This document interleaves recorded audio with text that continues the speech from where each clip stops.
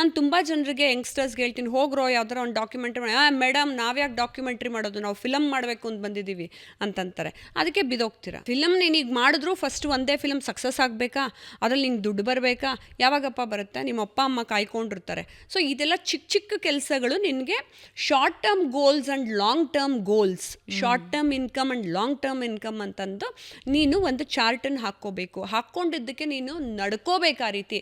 ಎಲ್ಲದಕ್ಕೂ ಮೂಲತಃ ಹೇಳ, ನಿನ್ನಲ್ಲಿರುವ ಒಳ್ಳೆತನ, ನಿನ್ನಲ್ಲಿರುವ ಡೆಡಿಕೇಶನ್ನು, ಮತ್ತು ನನಗದು ಬೇಕು ಅಂದರೆ 100 ಮೀಟರ್ಸ್ ರನ್ನಿಂಗ್ ಥರ ನೀವು ಹೋಗಿ ಅದನ್ನು ಕಿತ್ಕೊಂಡ್ಬರ್ಬೇಕು.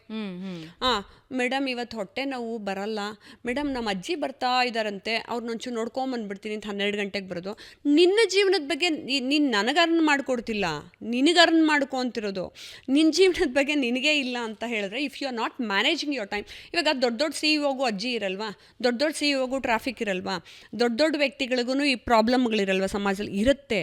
ಈ ಪ್ರಾಬ್ಲಮ್ಗಳ ಮಧ್ಯ ಬೆಳೆಯೋವನೇ ನಿಜವಾದ ಹೀರೋ.